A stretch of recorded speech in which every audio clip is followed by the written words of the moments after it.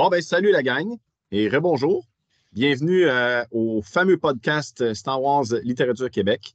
Nous sommes rendus au troisième tome, dans le fond, de la croisade noire du Jedi fou. Il se trouve qu'il se nomme l'Ultime Commandement. Donc, on va commencer ce podcast immédiatement. Ce sera drôle et plein de fiction. Et puis, en parlant de fiction, je vous présente mon groupe de production qui est avec nous. Bonjour à tous. Hello, hello. Bonjour. Nick, notre excellente équipe de production. Je voulais vous en parler un peu parce que dans le fond, ils sont super utiles au fonctionnement de notre podcast. Sans eux, j'aurais sûrement été tout seul en train de brailler dans le fond de mon appart en me disant que je ne vaux pas grand-chose, mais avec eux, on devient une équipe du tonnerre, puis on est capable de vous donner des rendus comme qu'on fait présentement. Donc, je suis super content.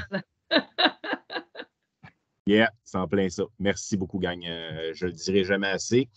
Donc, on va commencer immédiatement avec un court résumé, un petit synopsis de rien du tout, là, de l'Ultime Commandement. Je vous lis ça à l'instant. Le conflit qui oppose la Nouvelle République à l'Empire de Thrawn est sur le point d'atteindre son paroxysme. Grâce aux cuirassés de la Force sombre et à leur équipage de soldats clones, le Grand Amiral a désormais le pouvoir suffisant de balayer l'Alliance, qui a bien l'intention de relever le défi. Alors que la flotte républicaine est sur le point de contre-attaquer, Luke, Han, Léa, Lando, Mara et Card en mission secrète vers Wayland dans le but de détruire le complexe de clonage du défunt empereur. Ce qui les ignore, c'est que le Jedi fou, Jorus Seabolt, les y attend de pied ferme.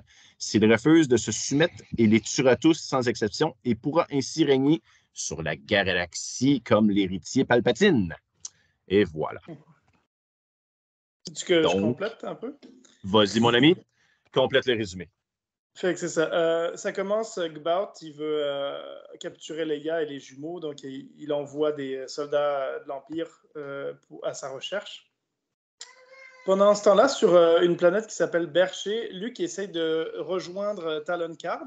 Il essaye d'avoir des informations sur les clones que Thrawn vient de créer. Parce qu'on l'a dit dans le précédent podcast, Thrawn vient de mettre la main sur plein de vaisseaux de la flotte Katana, mais il n'a pas assez de monde pas assez d'équipage. Qu'est-ce qu'il fait? Il clone du monde avec la technologie de clonage qu'il a trouvée sur Wayland. Et là, il essaye d'avoir assez d'équipage pour pouvoir avoir une armée capable de détruire la Nouvelle République. Bref. Finalement, Luke finit par traquer les clones jusqu'à une planète qui s'appelle Poderis. C'est une planète de l'anneau intérieur, si vous voulez savoir. Les impériaux qui sont là, ils essayent de tendre un piège à Luke avec des Ysalamari, en tout cas, bref. Mais Luke arrive à ressentir l'absence de force à certains endroits, puis il ne tombe pas dans le piège, il s'enfuit en sautant du toit, puis etc. Luke finit par même devoir confronter l'Empire avec son X-Wing, il finit par réussir à s'enfuir. Malheureusement, son vaisseau, il y a un problème technique, c'est sa cellule énergétique qui est HS. Donc là, il doit en trouver une. Il décide d'aller sur la planète Onogre, donc la planète des Nogri, pour aller changer sa cellule énergétique. Donc là, il arrive avec les Nogri, il accueille avec joie, parce que c'est quand même le descendant de Vader aussi. Là-bas, pendant qu'il attend qu'on lui donne les pièces qu'il a besoin, il a une vision. Il voit que Leia et ses enfants, qui ne sont pas encore nés, sont en danger. Pendant ce temps-là, Leia, elle est en train d'accoucher de ses jumeaux avec Han Solo à ses côtés. Ces jumeaux qu'elle va nommer, comme vous le savez, Jason et Jaina Solo. Donc, si vous ne saviez pas qu'on était en train de parler d'un livre légende, ben, maintenant vous le savez. Ouais. En effet. De son côté, Talon Card, lui, il réunit tous les contrebandiers. Il essaye d'avoir des renseignements pour savoir d'où viennent les clones, où est-ce que Thrawn les crée concrètement. Malheureusement, il arrive de quoi en tout cas, au début, les contrebandiers sont pas trop pour parce que ça leur tente pas de se mouiller entre l'Empire puis la République. Ils veulent pas trop aider l'un ou l'autre, mais il arrive un incident qui fait en sorte que ça donne l'impression que c'est l'Empire qui les attaque, qui fait que ça va les mettre un peu dans la poche de Talonkarrd puis de la Nouvelle République, tant mieux. Mais en fait, c'était un coup monté par un des contrebandiers qui est un espion de Tron. Bref, tant mieux pour Talonkarrd, ça marche dans son chemin. Pendant ce temps-là, Mara et Lando empêchent le kidnapping de Leia et des jumeaux sur Coruscant, je pense. Mais malheureusement, certaines personnes sur Coruscant pensent que c'est Mara Jade qui a laissé entrer les kidnappeurs, ce qui n'est pas vrai. Alors, ils l'enferment. Leia, elle croit qu'il y a du bon en elle. Elle finit par aller la voir, puis elle essaie de l'aider à sortir de là. Et en discutant, Leia finit par parler du fait qu'il y a des clones, que Luke il cherche la source des clones et trucs comme ça. Et là, c'est à ce moment-là que ça fait le tilt dans la tête à Mara Jade. Elle se rappelle avoir été sur une planète où il y avait des unités de clonage. Elle y avait été avec l'empereur. Fait qu'elle parle de la planète Wayland, évidemment, que eux autres ne connaissent pas encore. Donc, elle essaie d'aider la République à trouver, ou plutôt d'aider Luke, Lando et toute la gang à trouver Wayland pour pouvoir détruire les fameux trucs de clonage. Pendant qu'ils s'en vont faire ça, pendant ce temps-là, Tron a préparé une contre-attaque super puissante contre Coruscant. Avec sa fameuse technologie de camouflage, il arrive à camoufler des astéroïdes. Il fait déclencher une espèce de chute d'astéroïdes sur Coruscant à pu finir. Et il arrive et en plus à faker des astéroïdes. Fait que là, ils sont comme dépassés, ils n'arrivent plus à les détecter, les astéroïdes, puis ils ne savent pas c'est-tu un vrai, c'est-tu pas un vrai. Ils sont un peu perdus. Ça les force à activer le gros bouclier autour de la planète, mais ce bouclier-là, malheureusement, dès que tu l'actives, il n'y a plus personne qui sort, il n'y a plus personne qui rentre. Fait que généralement, quand tu fais ça avec un ennemi, il va probablement mourir de faim, puis ils vont finir par capituler. Bref, c'est ça que Tron veut, j'imagine. Mais heureusement, les rebelles, dont Leia, ont entendu parler avec Mon Mothma et Général Iblis d'une technologie qui pourrait les aider à détruire ces fameux astéroïdes-là. Je ne me rappelle plus du nom exact. C'est un genre de cristal de piège gravitationnel, quelque chose comme ça. Bref, ça va les aider à détruire les trucs, puis ça va pouvoir changer un petit peu la donne. Ils vont être obligés d'aller faire une espèce de cambriolage pour aller voler cette machine-là à l'Empire pour pouvoir ramener ça sur Coruscant puis réussir à activer la technologie. Entre-temps, ils arrivent aussi à capturer la fameuse source Delta puis à le neutraliser.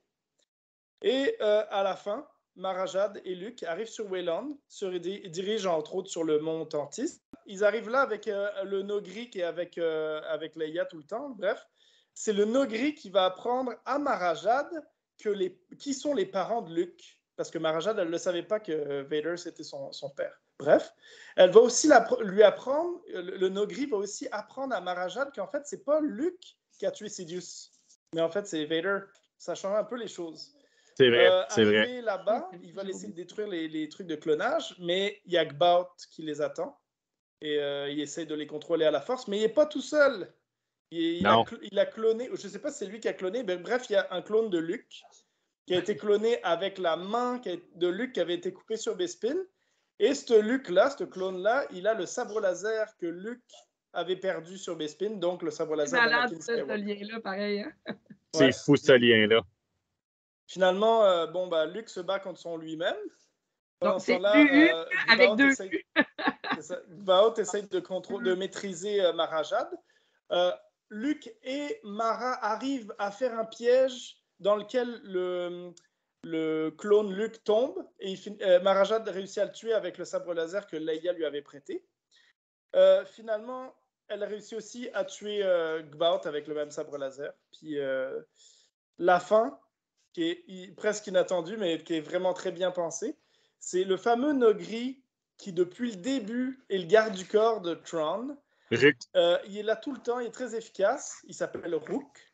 Puis là, ça donne que l'Empire, pendant que les choses commencent à tourner mal pour eux, ils reçoivent une communication sur le Chimera qui leur dit que les ennemis qui nous attaquent, c'est genre des Nogri.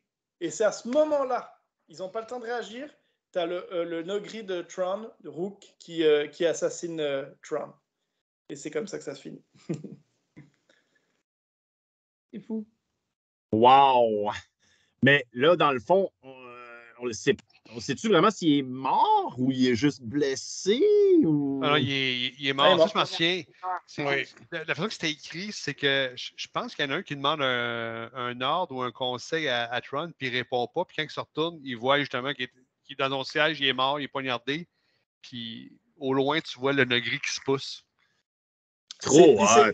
C'est Pelaon, quand il voit que Tron est mort, c'est là qu'il se rend compte que, genre, OK, les choses sont en train d'aller mal. Notre stratège est mort, on n'a plus aucune chance, fait que là, il fuit. C'est fini pour Tron. Oh non, clonez-le! Ah non, j'avoue que moi, j'avais été déçu quand il était mort. Là. Je me disais, enfin, ça faisait un antagoniste de taille pour la Nouvelle République. Puis c'était comme... Ouais, c'était quasiment la façon... parce que, ouais. La façon dont il a été tué, c'était brillant là, pour... oui, je suis d'accord, totalement d'accord. Puis tu sais, ils nous l'ont fait oublier aussi un peu, là, son garde du corps dans le 3e tome pour arriver là. Mm-hmm. Il est présent un peu plus dans les 2 premiers. Puis à la fin, puis là, bang, puis on l'oublie presque. Là. Mais, en fait, il tue aussi parce que c'est pour venger le fait que l'Empire a dévasté sa planète. Ouais. Donc maintenant qu'il est au courant, c'est ça. Pour revenir sur ce que tu as dit tantôt sur la chute d'astéroïdes, finalement, c'est Belle et Bliss qui était ce Coruscant qui a aidé pour ça. Ils appellent ça l'opération Stardust. Je sais pas le détail, hein, c'est cette opération-là qui a fait qu'ils ont réussi à régler le problème des astéroïdes. Oui, puis je ne sais plus si, Marc, ça peut me dire, je ne sais pas si c'est Card ou Garde Bliss, parce qu'à un moment donné, ils commencent à péter les astéroïdes parce qu'ils sont cachés par les boucliers invisibles que Tron utilise, qui était vraiment brillant. Ils emprisonnent sur la planète. Là, ils les pètent, mais ils ne savent pas s'ils ont tout pété. Ils ne savent pas. Ils disent, je ne sais pas, on continue à chercher, mais on ne sait pas. Je ne sais plus si c'est Talon Card ou Belle et Bliss. Il dit, je le sais, moi. Il dit, vous avez tout pété. Il dit, quand tu le sais, ils ont pris à telle place, puis il y en avait, mettons, je ne sais pas, 71. C'est comme ça qu'ils savent qu'ils peuvent sortir. OK. Ouais. Puis une autre chose qu'on a oublié, je pense que ça commence dans le livre 2. Seaboat commence vraiment à devenir hors contrôle. Là. Ah, oui, dans le fin du 2, oui. Il s'impatiente parce que Tron n'est pas capable de lui fournir les jumeaux. Fait comme vous disiez tantôt au début du livre, il envoie ses troupes de troopers lui-même pour essayer de capturer les jumeaux. Ça ne marche pas. Puis là, plus ça va, plus il vient aussi. Ben, il a peut-être un but de lui-même. Là, ça va encore pire. Puis là, il disait. Il vient fou. C'est ça, il dit c'est moi le chef ici. De plus en plus. C'est ça. Puis là, à un moment donné, Tron, il stand. Là, il fait carrément emprisonner sur Wayland, je pense. J'ai le passage ici. Ouais. C'est vraiment Joruus Barot qui est écœuré parce qu'il se fait utiliser par. Tu sais, Tron veut utiliser ce Barot pour ses pouvoirs, pour la flotte Katana qui a eu lieu. Mais c'est ce Barot qui veut retourner sur Wayland parce que lui, tout ce qu'il veut, c'est d'avoir des élèves, des étudiants. Ben oui. Fait que là, vu qu'il n'a pas réussi son coup, là, il demande à l'Empire ou à Tron puis ce Barot, allez, je veux retourner sur Wayland. Puis en même temps, je veux avoir l'échantillon B2332-54. Je l'ai devant moi, là. Puis ça, c'est la fameuse main de Luke qui veut créer son propre serviteur avec. Yeah. Mais Tron, il le contrôle quand même avec des Issalmaris là-bas parce qu'il réussit à rentrer dans l'esprit d'un des officiers dans une zone où est-ce que les Issalmaris ne sont pas là. À le convaincre d'essayer des explosifs, faire péter les Issalmaris, puis avoir pouvoir retrouver le contrôle de la force comme ça. Je ne sais pas s'il laisse aller à 100%, ben non, il l'emprisonne là aussi d'une certaine façon. Là. Je pense qu'il. Ben là, ça fait longtemps que j'ai eu, mais il le laisse là, il s'en va. Là. Tron, Barot va faire son chemin. Là. C'est ça. Il est fou, parce que Tron, il le juge dangereux, ce Barot, là, même pour tout le monde. C'est un fou. Ah, et ben de minute en minute, il devient de plus fou. Ouais. Il est incontrôlable. Tu sais, encore là, c'est un autre bon coup de Timothée Zahn. Quand je fais ça, c'est imprévisible. Tu ne fais pas savoir qu'à un moment donné et l'autre, c'est correct. Habituellement, ça aurait été on va trouver tous les deux chacun notre compte là-dedans. Jean-Marc, non, il veut ses jumeaux, puis il les a pas, là, ses futurs disciples. Ben, dans le fond, c'est qu'il faut comprendre qu'au début, c'est la seule affaire qui le fait changer d'idée. Sinon, il ne serait pas parti de là. C'est ça, exactement. Effectivement, c'est ça qu'il veut. C'est ça. Ça a été une des forces de Tron d'être capable de voir ce que lui pouvait. Sinon, il n'aurait pas bougé de là, le gars. Je me trompe-tu en disant que Tron, il voulait utiliser la capacité de Gbart de faire comme l'empereur, de faire comme la méditation de combat? Ah, du tout, c'était ça le but. Les troupes plus. Oui, c'est ça. Exact. Oui. Un seul. Pour diriger les clones, je crois. Oui, c'était. Dans le fond, l'espèce de théorie qui avance dans ça, c'est que une des raisons. On voit l'image à ce moment-là. Hein? La méditation. Oui, on la voyait. C'est ça, mais ce qu'ils disent, c'est que une des raisons pour lesquelles les clones ont été abandonnés, c'est parce que le fait qu'ils soient clonés puis qu'il y ait une espèce de croissance accélérée, tout ça, ça créait, puis c'est tout le même cerveau, ça créait une espèce. Il devenait fou avec le temps. Là. Un dérèglement. Exactement, et ça prenait quelqu'un pour unifier tous ces cerveaux-là, si tu veux, sur la même longueur d'onde, d'où la méditation de combat qui, ça leur prenait un Jedi pour essayer de contrôler tout ce beau monde-là. Puis c'est pour ça qu'ils voulaient l'utiliser à la base.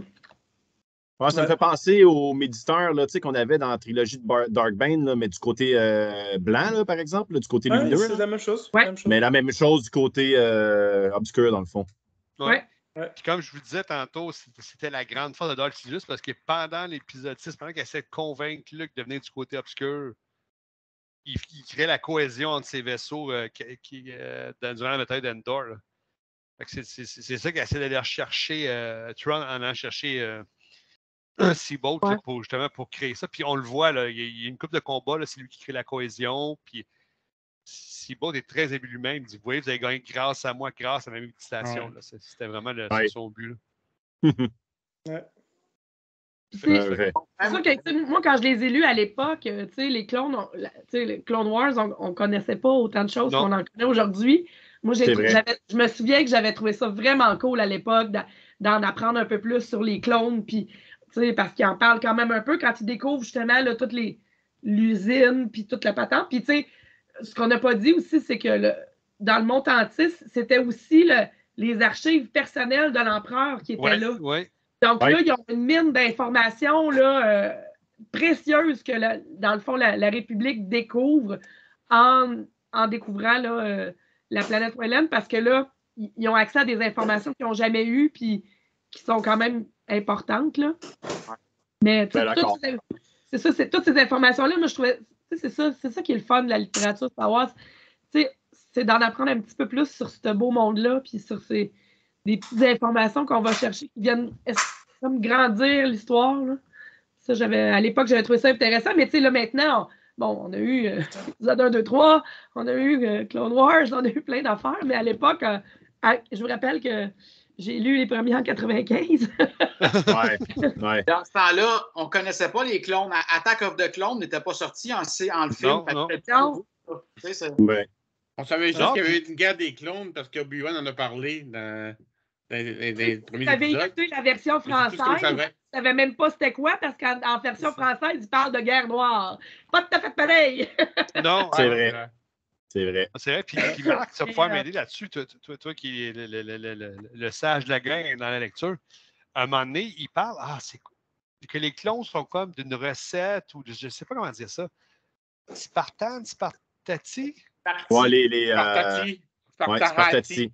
Ouais, c'est ça. Tahati.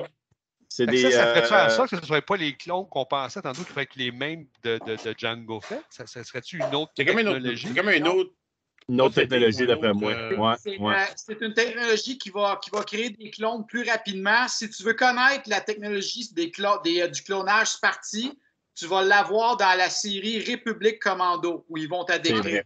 C'est vrai. Merci, Ben. Lors de ce moment-là, Ben, c'est-tu parce que, dans le fond, le code génétique vient d'une autre source ou c'est juste une autre façon de cloner? C'est une autre façon de cloner.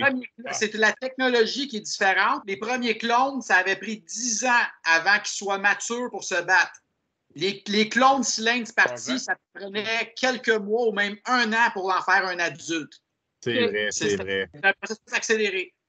Ouais, bon c'est détail. pour ça qu'ils sont instables. Ouais, bon détail. Ouais, c'est ça. Une partie de la raison pourquoi ils sont instables, c'est parce que c'est trop rapide. Là.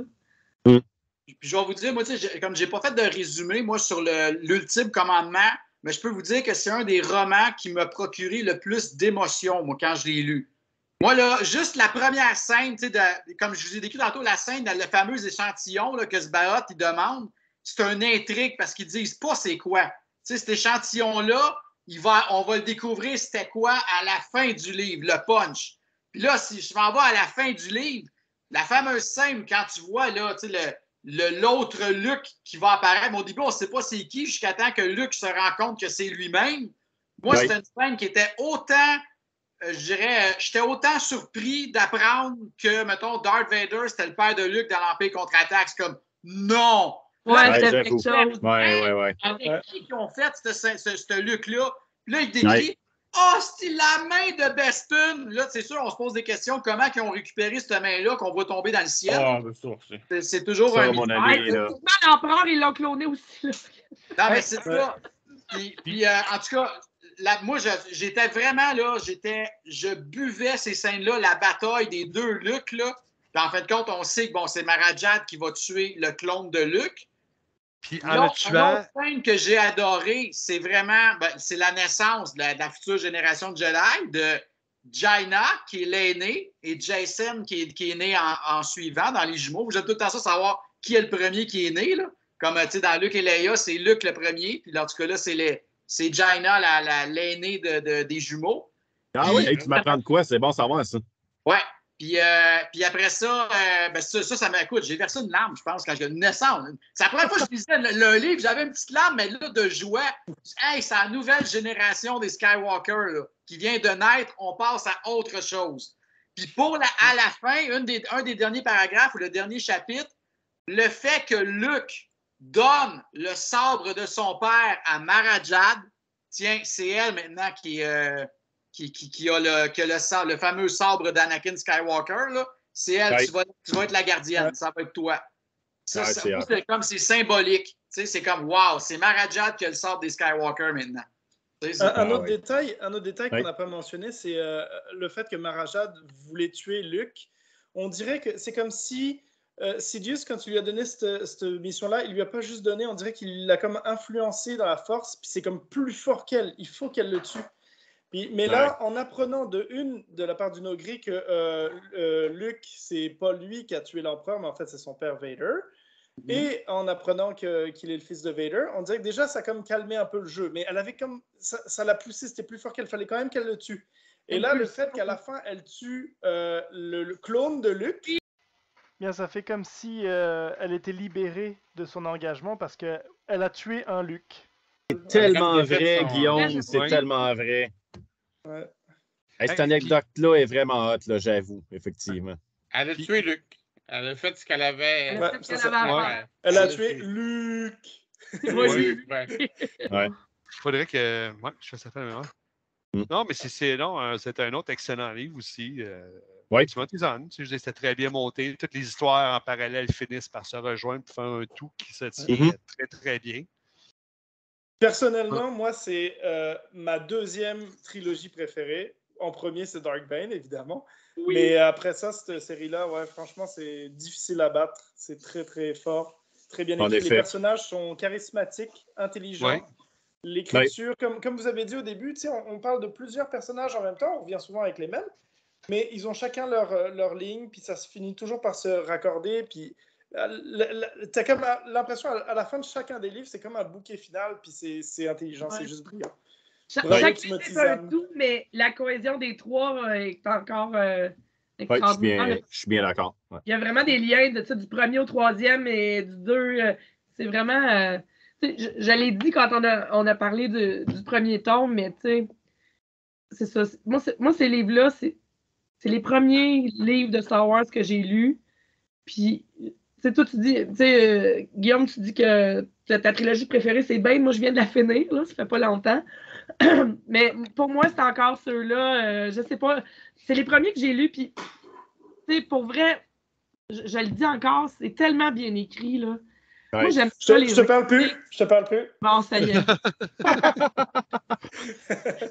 Non, c'est correct, je respecte ça. Mais là, les deux sont excellents, mais pour moi, l'intrigue, tu sais, oui, ben c'est parce qu'on apprend tellement d'affaires extraordinaires sur le côté obscur, sur la règle de 2, tu sais, quand tu réalises que, tu sais, Palpatine découle de ce gars-là, c'est fou. Mais pour moi, ça, l'intrigue, c'est ça. Tu sais, chaque chose a un lien, tu sais, pour moi, ça me, en tant qu'électrice, ça me ravit au plus haut point. J'aime ça. Tu sais, moi, j'ai lu beaucoup de livres dans ma vie. Là, je l'ai dit souvent dans nos podcasts. Moi, je lis à tous les jours depuis très longtemps. Je lis des fois plusieurs livres en même temps, puis j'ai tout le temps de quoi lire. J'en ai lu beaucoup. C'est rare que je suis surpris dans un livre, mais quand c'est le cas, montadine que j'aime ça. Ça fait ça. Ouais. Fait que, tu sais, quand tu lis et que tu n'es pas capable d'arrêter, les yeux te ferment tout seul le soir, mais tu as juste le goût de continuer parce que tu veux donc savoir qu'est-ce qui va arriver avec telle affaire. Ouais. Finalement, tu ne le sais pas tout de suite, tu vas le savoir 2 tombes plus loin. Ouais. J'aimerais vous interrompre 30 secondes juste pour vous dire, puis on ne doit pas partir sans parler de ça, mais il y a eu une intégrale en BD qui a été faite de de ça, la croisade. Là, moi, je ne savais pas ça. Je suis vraiment contente de savoir ça parce que je trouve que c'est super intéressant. Oui, le défilement qu'on voit là présentement a été pris de ça. Ouais. Ouais. Je vais vous dire une chose. Depuis 1 an ou 2, depuis que j'ai découvert le groupe à Claude, en plus, Mathieu, qui lui est plus porté des BD, je me suis mis à lire des BD. J'aime mieux les romans, ça, je ne vous cacherai pas là, mais j'ai commencé à lire plus les BD. C'est vrai, hein? Puis j'ai vu une couple des BD qui étaient des adaptations de films ou de romans. Puis, sincèrement, là, c'est la meilleure adaptation de roman que j'ai vue. C'est pas mal fidèle à ce qui est écrit. Il y a pas, ça tourne... Parce que des fois, c'est pas évident. C'est pas parce qu'ils sont pas bons, là. Je veux dire, c'est pas évident de prendre une BD et adapter une histoire aussi bien que ça, là. Surtout en plus Timothée Zahn, là. Que... Tu peux pas tout mettre en image, là, non, il coupe trop. C'est ça. Par la force des choses, parce qu'ils n'ont pas le choix, là, elles sont limitées. Mais celle-là, sincèrement, là, vous ne serez pas déçus, là. Regardez, moi, je l'ai lu le dernier printemps, puis regardez comme j'avais presque tous les points qu'on a parlé, c'était encore en mémoire, ce qui me démontre qu'il était là-dedans. Là. Toi, Marc, la date de quand, cette adaptation-là? C'est-tu Jean-François?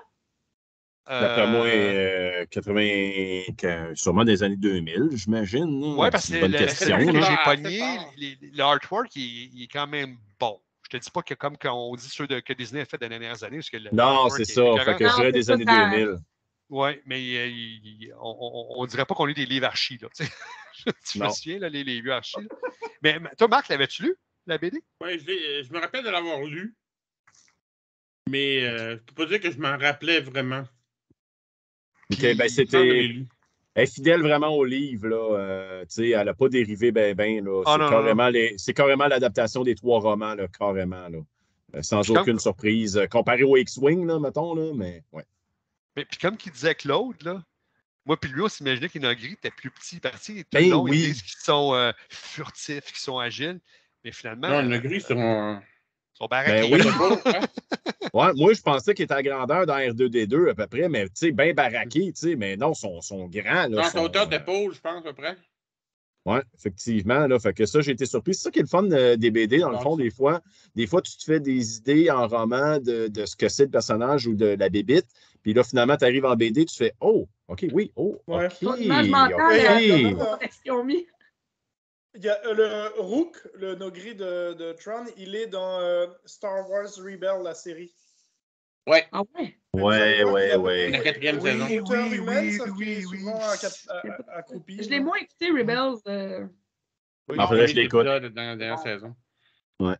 Ah, puis j'ouvre une parallèle de 30 secondes. Si vous voulez rire, on parle de BD, vieux dessin versus aujourd'hui. Là. Quand j'ai eu la BD L'Académie des Jedi, dans la gang, il y a une ancienne. C'est une sorcière. Voyons, c'est quoi la planète où est-ce qu'ils sont? Datomir. Datomir, oui. OK. Regardez comment ils l'ont fait versus les sorcières d'Atomir de Clone Wars. Là. Il n'est pas l'air. Ouais. Du Clone Wars. C'est ce qui arrive au niveau des BD. Là, l'histoire en tant que telle, la BD va tout le temps rester la même, mais il y a l'évolution des graphiques. On ne peut pas parler de la même affaire de graphiques des années 2020 versus des années 90, des années 2000. Non. Fait que, les années Marvel des années 80. Hein? Ben, c'est ça qui arrive. Fait que, C'est ça qui est tout le temps un peu critique à ce niveau-là, ben ainsi de suite. Fait que c'est sûr que les personnes qui dessinent, ils vont tout le temps s'améliorer, puis ça va tout le temps être de meilleur en meilleur, là, tu sais. Oui, Fait que c'est un peu ça. C'est pour ça qu'une BD, dans le fond, on critique ça sur 2 points, sur son adaptation et sur ses graphiques. Parce que, tu sais, ça donne vraiment une note totale qui est plus réaliste de ce qu'on a lu, là, tu sais. Comme Toi, là, par vous exemple, voyez là, en on voit des 2022, graphiques, là, tu sais, vous voyez là, c'est ça a l'air. Je veux dire, Oui. c'est quand même bon, là. C'est sûr que c'est pas... correct. c'est Mais tu ça. vois que c'est des vieux graphiques, là. Est-ce quelqu'un qui a quelque chose à rajouter ou ainsi de suite? Parce que sérieusement, c'était vraiment intéressant. Seulement que dans mon cœur à moi, cette trilogie-là, c'est le vrai épisode 7, 8, 9. C'est tout ce que je veux dire. Ouais, je suis bien d'accord. Puis comme que disait Michel, moi, ça faisait au moins une quinzaine d'années que je ne l'avais pas relu. J'ai relu le tome 1, puis j'ai relu la moitié de l'adaptation en BD. Puis je vais dire, quand tu le relis, c'est encore aussi bon parce qu'effectivement, on relit, on a lu d'autres choses, là, on fait d'autres liens. Là, c'est vraiment hallucinant là-dessus, et ainsi de suite. Là, c'est tellement bien écrit. Moi, je me suis fait prendre. Pour vrai, je voulais juste dire, je me disais, je vais lire la première page juste pour me remettre dans l'ambiance. Finalement, j'en ai lu 50. Et je fais, OK, faudrait que je me couche. Ouais. Ben écoutez, je veux pas... Attends, Claude, Marc veut dire quelque chose. Ouais, non, vas-y, Marc, c'est pas fini, vas-y. Et moi, pour tous ceux qui vont aimer cette série-là, ceux qui nous écoutent, ben, je conseillerais peut-être aussi de lire Spectre du passé et Vision du futur, qui est comme une suite, peut-être 10, 15, 20 ans plus tard, je me souviens. Qui est sérieusement, une certaine suite avec les mêmes personnages. Ouais. C'est drôle que tu dises ça, Marc, c'est mes prochains à lire. Tu peux pas dire que j'ai lu un livre que tu n'as pas lu? Oui, j'en ai plein que j'ai pas lu quand même.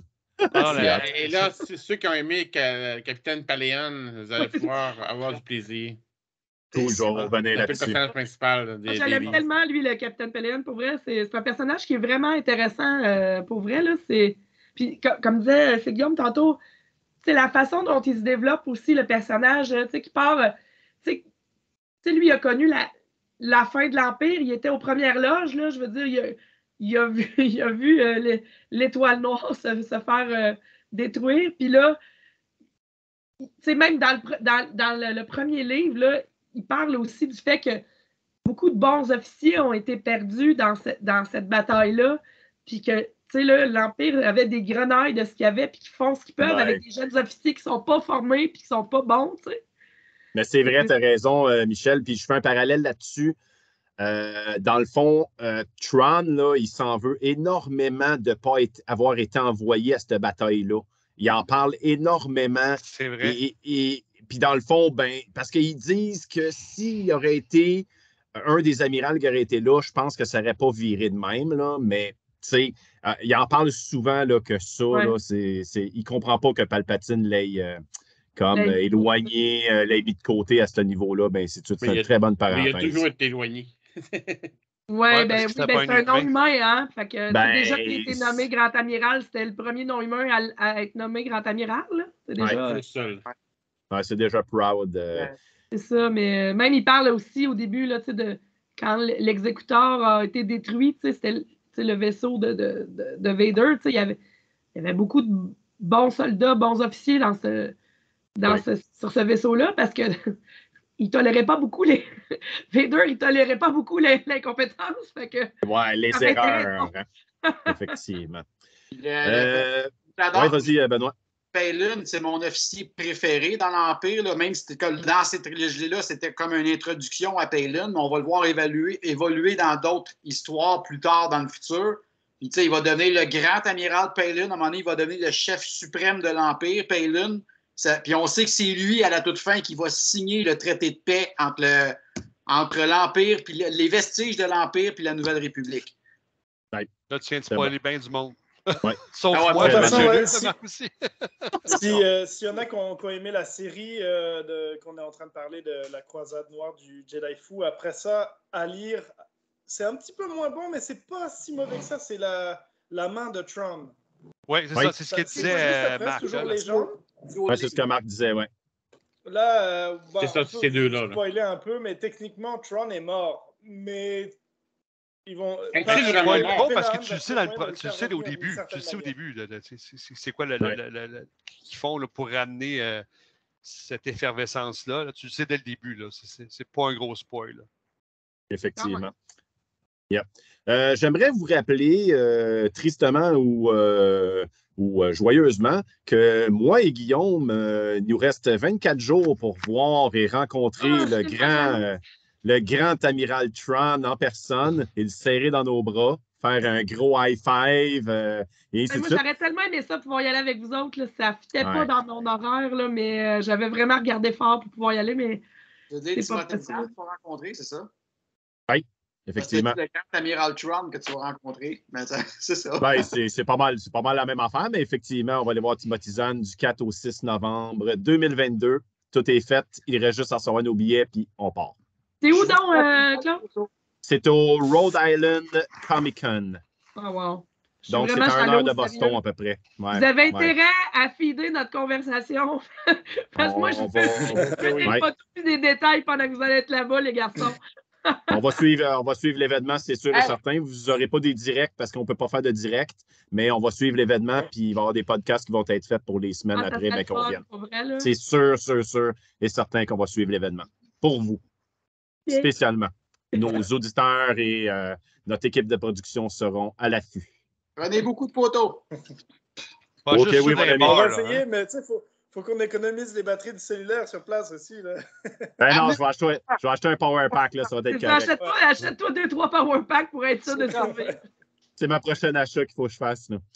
Hey, écoutez, je pense qu'on a eu une super discussion. C'était vraiment hot. Sérieusement, ça me surprend à chaque fois, là, toutes les affaires qu'on peut sortir, bien ainsi de suite.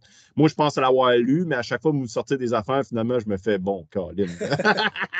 Ils ont vu des affaires que je n'ai pas vues, bien ainsi de suite. Puis c'est le fun, c'est ce qui fait le pouvoir de la force du groupe.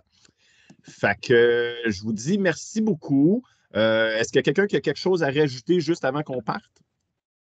Mais moi, je... écœuré, mais le 15, je m'en vais à Cuba. Je vais penser à vous avec des romans de Star Wars sur le bord de la plage.